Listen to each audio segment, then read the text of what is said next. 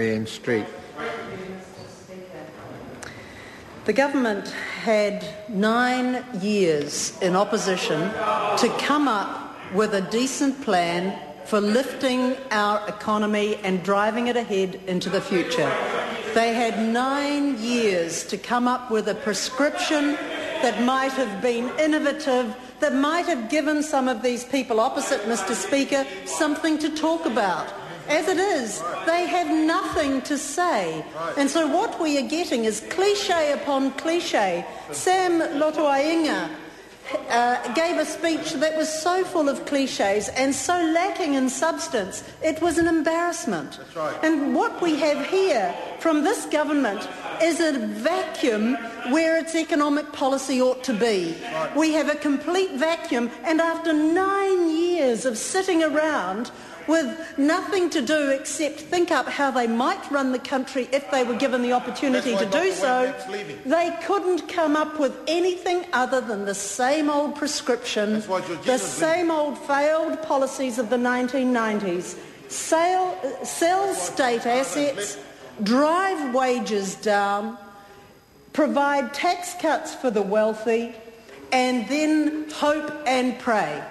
And there is nothing new that we have had in this budget or in the supplementary estimates, which is, after all, the thing under discussion in front of us at the moment, Mr. Speaker.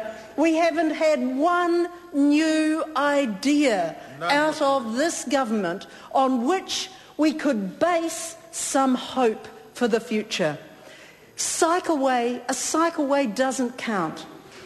A cycleway doesn't count. It doesn't cut it, especially if people live in Nelson and the cycleway is designed to go around the latest open cast mine on Dun Mountain, excavating more fossil fuels, and people are meant to be attracted to cycling around such a thing, Mr. Speaker. This government has not, in the time it has been in power, but even for the 9 years before, when it had time to think up policies, it hasn't come up with anything remotely credible or remotely usable that could underpin the future direction of our economy and of the future for New Zealanders. Mr. Speaker, I want to start first of all by talking about asset sales, because this is one of those poverty-stricken ideas that this government has put up, pretending to go to the country on November the 26th seeking a mandate for asset sales, when in fact all the apparatus for the selling off of state-owned enterprises is being put in place now, regardless of the fact that the government doesn't yet have a mandate from New Zealanders for that purpose. It is going ahead, but it is a major con, Mr. Speaker. Every family knows that if you hock off the family silver, if one hocks off the family silver, one can only do it once. And this may be a source of ennui to the members opposite, but everybody in New Zealand understands it, which is why 2-1 the policy is disapproved of by New Zealanders. And what this government would have people believe is that mums and dads are going to be able to buy a share in state-owned enterprises which they already own. And when those assets are sold, then there are no more dividends. Let's just have a look and see some of the figures relating to assets. For example, the 4 state-owned energy companies returned $732 million to the Crown last year. These were the dividends to the Crown, $732 million for the 4 state-owned energy companies that this government intends to sell. So what could we get for that? Well, we could get over 10,000 teachers. We could get over 12,000 police officers.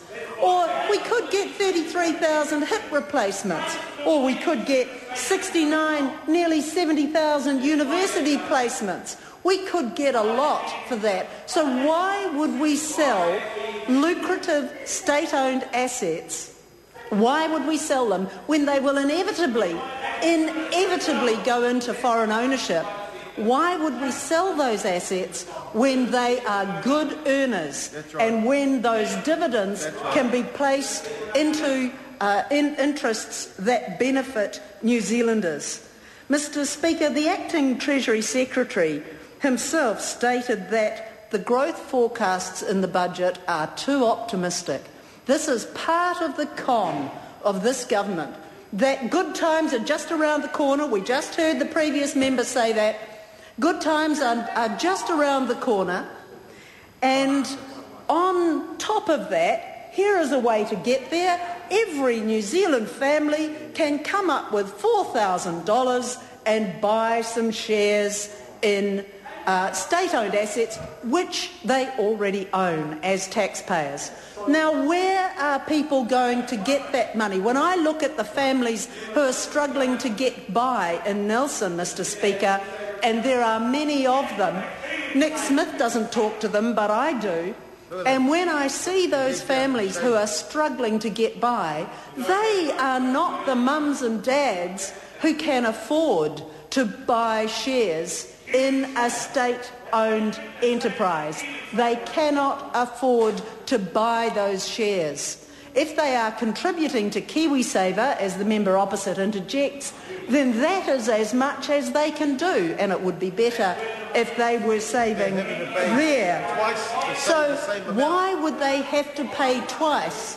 Why would they have to pay twice for an asset which they already own as taxpayers and which is already, or those assets are already earning money for them and for the government to put into things which benefit Kiwi families more? Mr. Speaker, the other area where there is clearly a lack of plan, a lack of anything substantial from this government, is in the area of jobs, job creation, job security and higher wages. In fact, the latest idea that the government has come up with is in fact to lower wages for young people. That is not a plan for economic recovery. That is a plan to displace older people from a very tight labour market. That is not a plan to increase skills. That is not a plan to put young people on a firm footing for training and higher skills and inevitably higher wages over time. No plan whatsoever. This idea to lower wages instead of increase them beggars belief. How can this be useful? How can this possibly be useful to the New Zealand economy? Have they given up the idea, Mr. Speaker, of matching Australia? Because this takes us way backwards. This takes us backwards, Mr. Speaker. This doesn't promote growth. It promotes displacing one older worker with a younger worker, when in fact the answer lies in more training and more apprenticeships in the first instance. When we left office, Mr. Speaker, we had 14,500 young people either having gone through or in the middle of a modern apprenticeship. 14,500. And as usual, what does this government do when it comes in, the National Party? They cut modern apprenticeships. Cut modern apprenticeships. That's right. The employers didn't appreciate it, young people didn't appreciate it, and we have an escalation in youth unemployment as a result. Right. And now this government wanted trumpets, the fact that they've got more people in tertiary institutions. I'm sorry, they're not new places this government is paying for. They are places that the institutions were already carrying anyway. So let's not have any skiting on that score. Mr. Speaker, having had 9 years to work out a prescription for pulling this economy through a difficult time, they have come up with nothing of any consequence and value. Thank you, Mr. Speaker. Well done. Good. Aaron Gilmore. Thank you, Mr. Speaker. It's an absolute pleasure